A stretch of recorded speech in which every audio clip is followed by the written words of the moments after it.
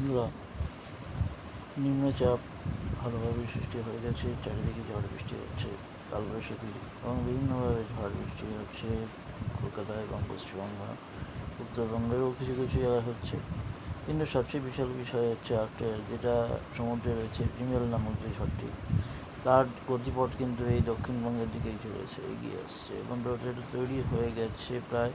তো সেটা অর্থাৎ 25 তারিখের মধ্যে এটা এগিয়ে আমাদের দিকে এগিয়ে আসবে। কোন দিকে ভালোভাবে জানা যাবে। হয়তো এখন যেটুকু যা দেখা যাচ্ছে যে এটা দক্ষিণবঙ্গের দিকেই আসছে।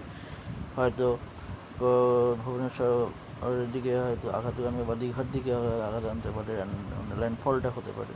তো সেটা হলে এদিকেই আস্তে আস্তে কলকাতা, দক্ষিণবঙ্গ, উত্তর চব্বিশ পরগনা এবং বাংলাদেশের দিকেই ঝড়টা আসতেছে এবং বিশাল আকার নিয়ে তো দক্ষিণবঙ্গের নিম্নচাপ কিন্তু সৃষ্টি হবে অঝোরে এবং মুষলধারে বজ্রবিদ্যুৎ সহ বৃষ্টি হতেই থাকবে।